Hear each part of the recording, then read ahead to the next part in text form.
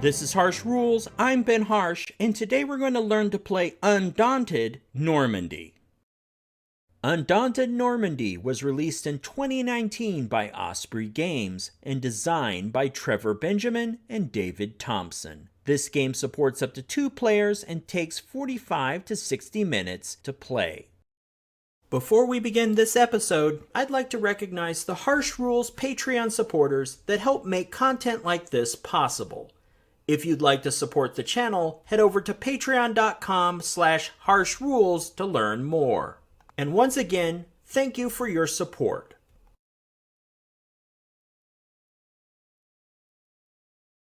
Undaunted Normandy is a deck-building wargame pitting players against one another as American or German forces in the European theater of World War II.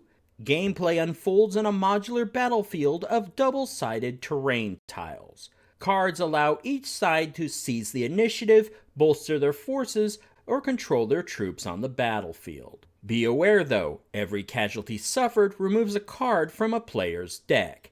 Therefore, players need to take charge amidst the chaos of battle, hold fast in the face of opposition, and remain undaunted. The key to learning Undaunted Normandy is understanding how movement and combat actions in the board area are driven by card play in each player area. Let's first begin by breaking down how the map, combat counters, and markers function in the board area, while at the same time we set up the game. To break down the rules for Undaunted Normandy, I'm going to use Scenario 1. The setup information for this scenario can be found in the scenario book starting on page 6. The board area contains the scenario's map, which is built from double-sided board tiles. Each board tile side is identified with an alphanumeric code signifying the tile number and a letter indicating the side. Osprey Games' scenario book provides an excellent visual reference for each scenario's map setup. On page 7, there is an image of the completed Scenario 1 setup and a coded tile reference table at the bottom of the page. Breaking this setup down, first locate the required tiles and place them as shown in the setup guide.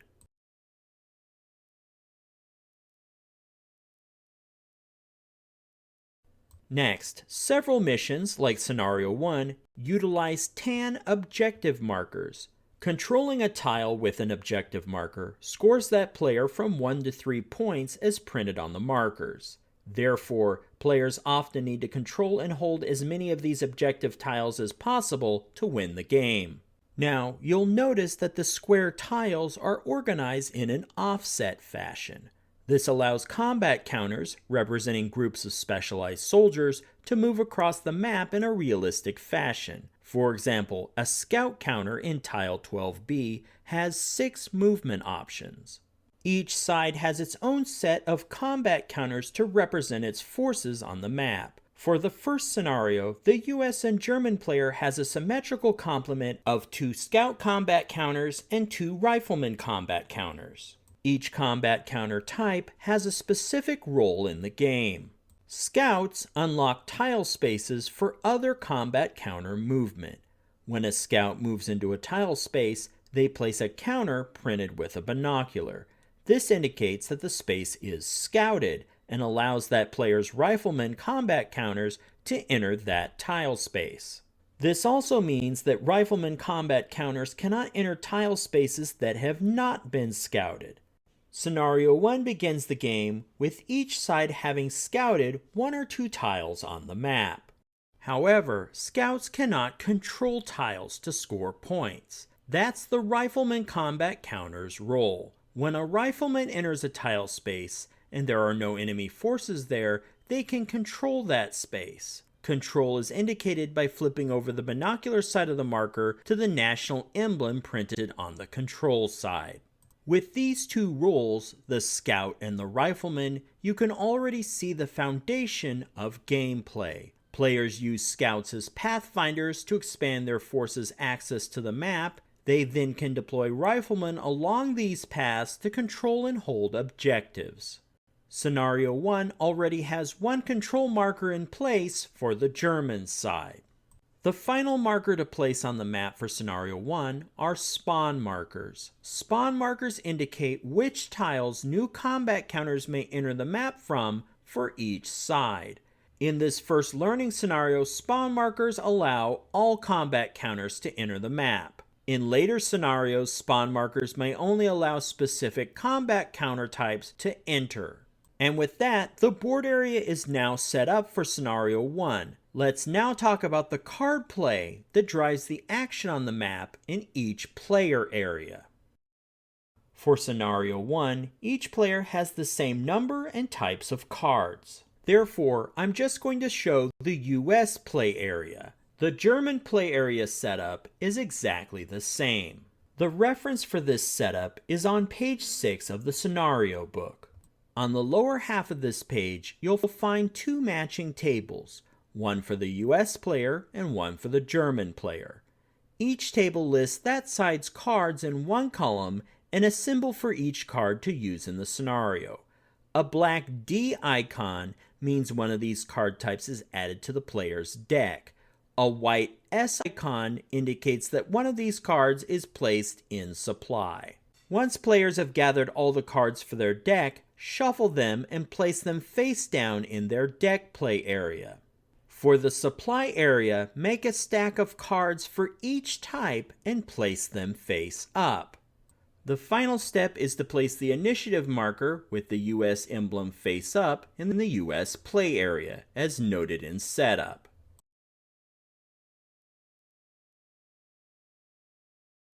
Each round of play is divided into 3 phases. In Phase 1, each player draws 4 cards from their decks. Then in Phase 2, they select 1 card from their hand to bid for initiative to see who takes the first turn. The card play with the highest initiative value wins. Remember, the US player begins with the initiative for the first scenario, so you skip this phase for the first round. Phase 3 is broken into 2 parts. In the first half, the player that won the initiative plays through their hand. They can play a card for its action or hunker down with that card and send it back to supply. Or they can hold those cards until the end of their turn and then discard them with any Fog of War cards. Then in the second half, the player that lost the initiative plays through their hand. Once this has been completed, the round is over and the next round begins. This continues until a player has won the scenario.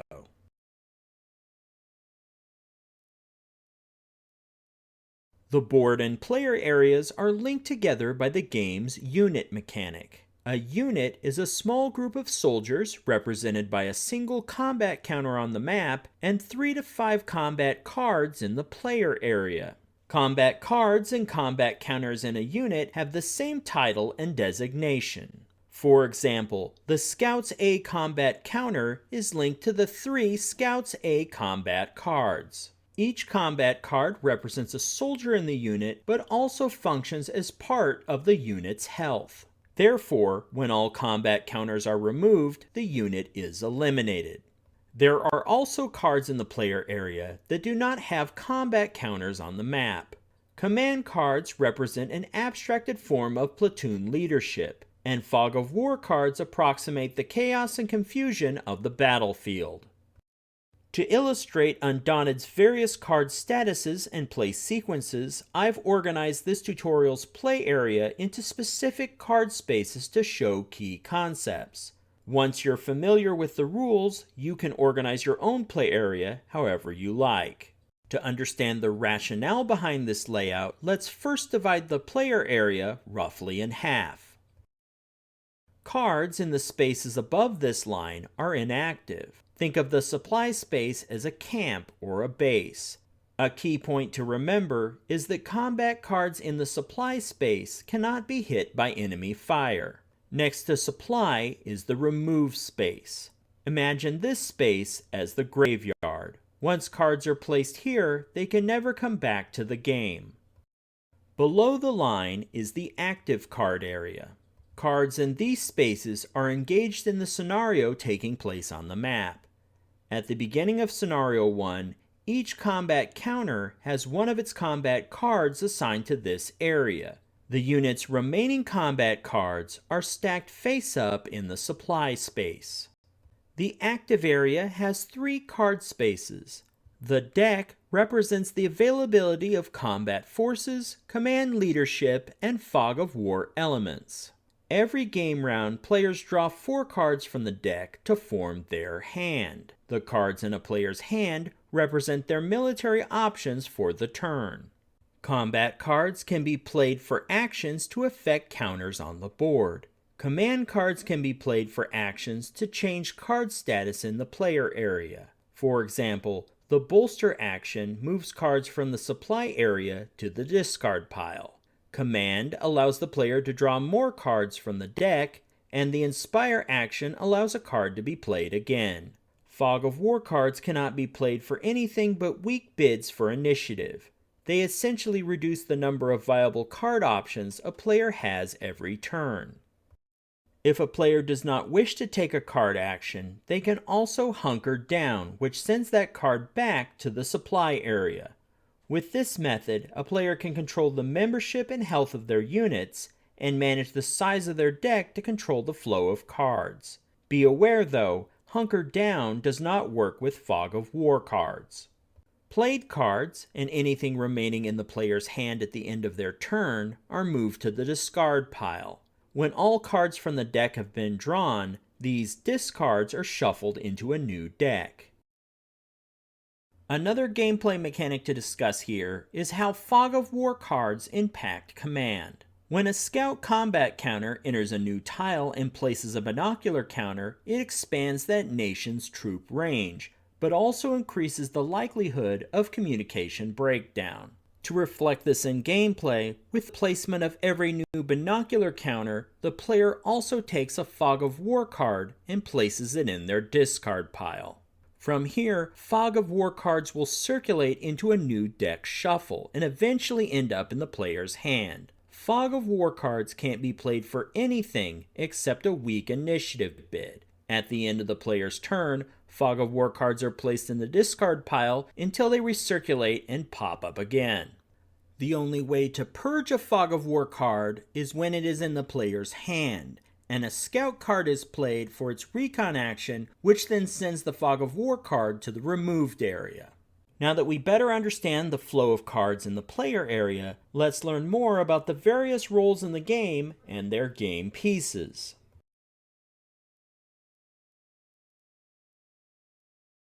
Let's discuss the game pieces for the first scenario.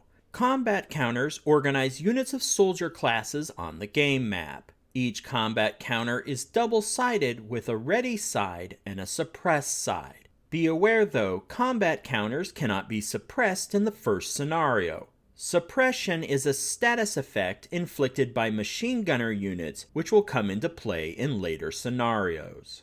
Combat counter layout is simple. In the center of each counter is the unit's title. Below this is a shield that indicates the unit's base defense for combat. Next to this is the squad designation. This organizes multiple scout units as A, B, or C. Each combat counter is linked to several combat cards in the play area by this designation. For example, there are 3 scouts cards assigned to the A unit. Thematically, each of these cards represent a different soldier. The name and unique portrait are meant to add flavor to the game. Below the card's title are the various actions that can be taken when the card is played. Combat cards also have an initiative value, which can be bid to win initiative at the beginning of a new game round. A scout combat card can be played from the player's hand to conduct one of 4 actions.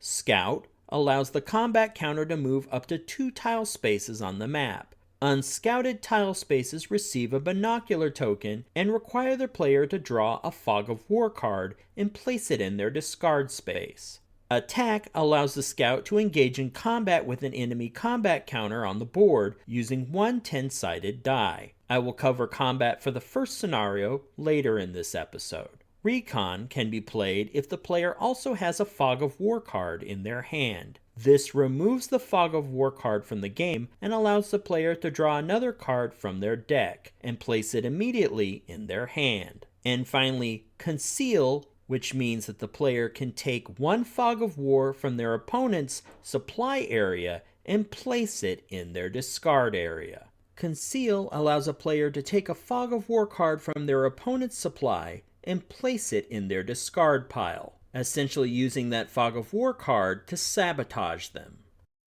Rifleman units share the same counter and card layout. However, they have different actions and gameplay values.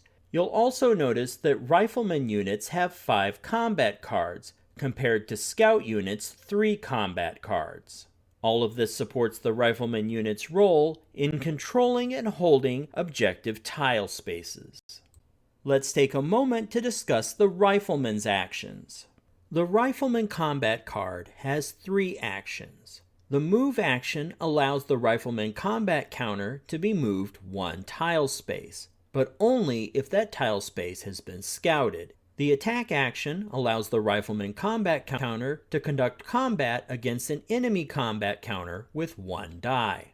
We'll discuss how to resolve an attack a little later in this episode. And finally, the control action allows a Rifleman combat counter to flip a binocular counter over to its control side, thus controlling a tile with an objective marker for points. Next, let's look at command cards. Command cards represent the platoon's non-commissioned officers. They do not have command counters for the map. Instead, their influence on unit actions and command are abstracted into card play. These cards can easily be differentiated from combat cards by the command stars next to their actions. Command cards also have the highest initiative values in the game and can be spent as strong bids for initiative. However, while doing so, players lose their powerful actions for card management. Therefore, strategize your use of command cards carefully. Next, let's take a look at the available actions for the command cards in Scenario 1. The Platoon Sergeant command card has 2 actions. Bolster allows up to 3 cards to be moved from supply to the discard pile. The Platoon Sergeant's command action allows up to 2 cards from the deck to be added to the player's hand. Those cards can be played as normal during that turn. There are also 2 squad leaders in Scenario 1, Squad Leader A and Squad Leader B. Each have a bolster action that allow up to 2 cards from the supply area in their respective designation to be placed in the discard pile. They also have an Inspire action, which allows the player to draw a card from their play area and add them back to their hand. This card can be played as normal during the turn. Remember, with squad leaders, they can only draw cards from their own squad designation, A or B. As we discussed earlier, Fog of War cards represent the breakdown in communications caused by the expansion of a player's platoon across the map. Whenever a scout marker enters a new tile space and places down a control marker on its binocular side, the player must draw a Fog of War card from their supply and place it in their discard area. Once a Fog of War card enters the active play area, they circulate through a player's cards, and they can only be removed from this cycle by a Scout Recon action if both cards are in the same hand. Next, let's learn about the game's combat.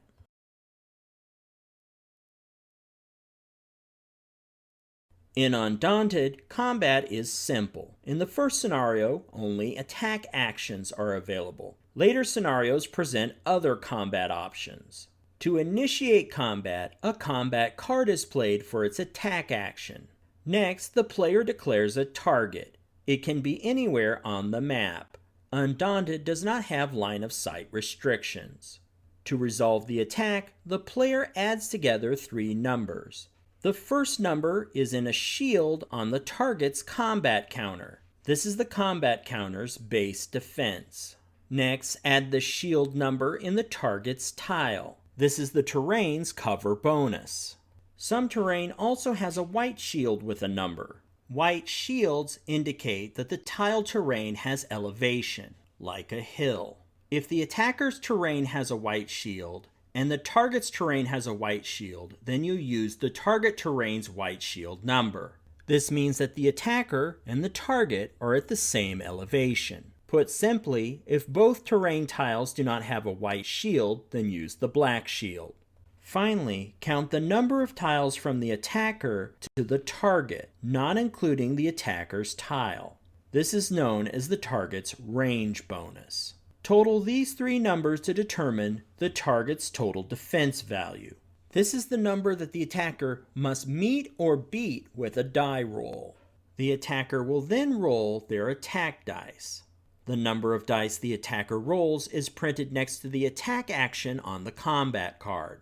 If any of the dice show a number equal to or greater than the defender's total defense value, the attack is successful. The number of dice that are successful does not matter. A die result of 10 is always successful, no matter how high the defender's total defense value is.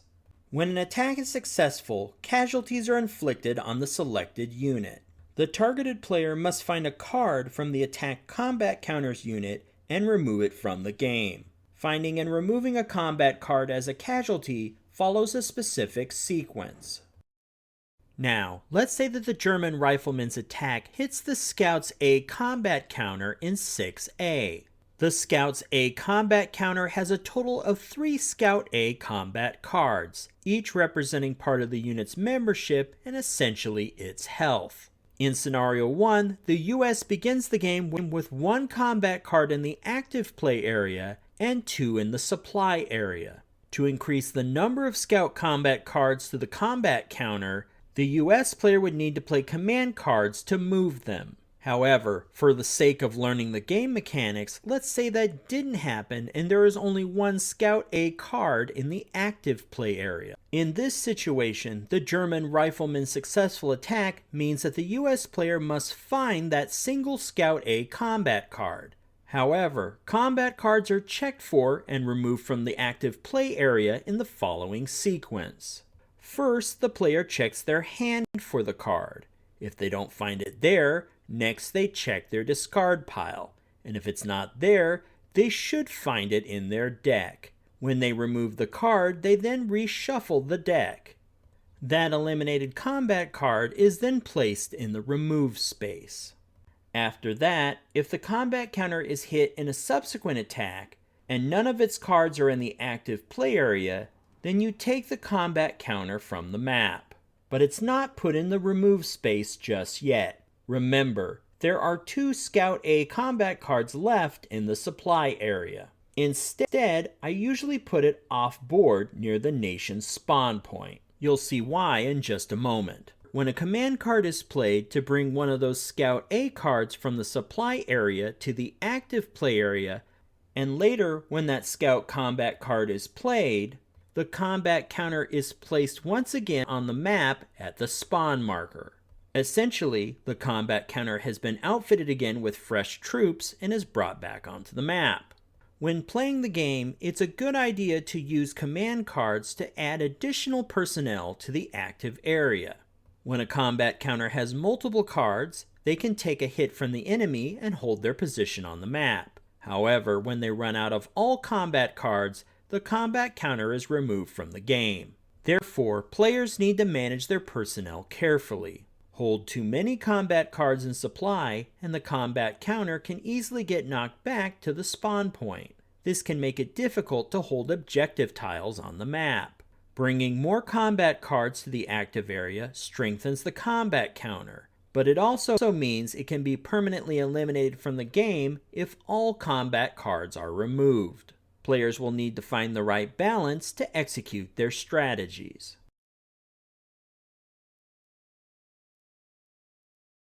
Let's look at the victory conditions for Scenario 1, La Ray. The first way to win Scenario 1 is for the US or German player to control tiles with objective markers totaling 6 or more points. As soon as this condition is reached, the game ends immediately without completing the round. The game can also end if both sides are pinned. In Undaunted, pinning means the opponent has no rifleman combat counters on the board. if both sides are simultaneously pinned, the game ends and the side with the most objective points wins.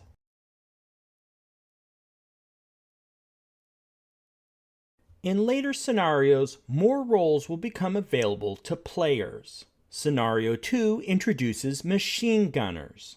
These units have more attack and defense capabilities than riflemen, and they can also lay down suppressive firepower as well. The suppress action is conducted like an attack action. The difference is that suppression does not inflict casualties. Instead, it flips a combat counter over and prevents it from taking any actions. To return a combat counter to its ready side, the owner must play a combat card from that unit for an action, but then don't take the action. Be aware though, while suppressed, combat cards in the unit can be hunkered down to return them to supply, but this does not remove suppression. Snipers become available in Mission 4. They are expert marksmen and effective infiltrators. This is reflected in the stalk action, which allows them to move into tiles that have not been scouted. With this stalking ability, snipers are able to get close enough to the enemy to take out key targets. Mortars become available from Scenario 5. They provide players with long-range firepower. Mortars are one of the most powerful cards in the game.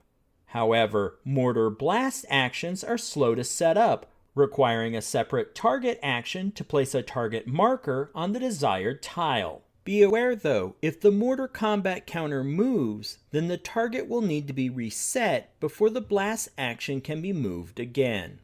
Once a mortar is set up though, it is hugely effective at taking out concentrated enemy forces. One of the advantages of a blast action compared to an attack action is you don't calculate the range bonus. As a result, mortars can pick away at enemy units from across the map. A mortar blast affects all combat counters, friendly or enemy, on the targeted tile space. This means that you'll need to resolve a blast attack for every combat counter on the targeted tile. Let's look at a quick mortar example using Scenario 5. The German player wants to use their mortar unit to target and then blast Tile 5A. First, they need to play a mortar combat card for the target action to place the target marker. Later, they will need to play a mortar combat card again to make the blast attack. Remember, as long as the mortar combat counter doesn't move to another tile, the German player can use it to repeatedly blast Tile 5A. However, if the mortar combat counter moves, the player needs to take a target action to reset the target marker. Each blast action affects all combat counters in the tile, regardless of whether they're friendly or enemy units. Therefore, you need a blast calculation for each counter. The blast calculation is the same method as an attack or suppress action, but you exclude the range bonus. This, and being able to hit multiple units in a tile, is what makes mortars so powerful.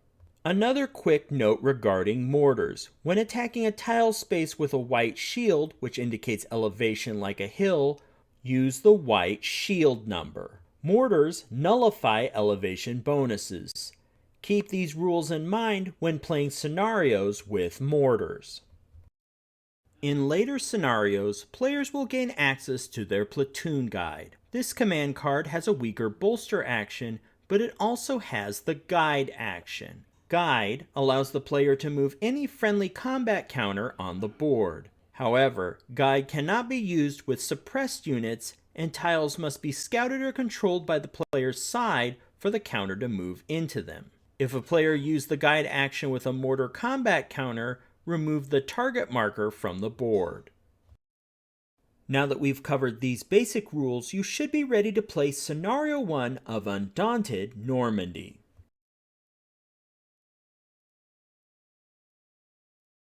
If you found this video helpful, please give me a like and share with your friends. To be the first notified when the next episode of Harsh Rules becomes available, please hit the bell icon for notifications. And as always, this has been Harsh for Harsh Rules. Thank you so much for watching, and I'll see you on the next video.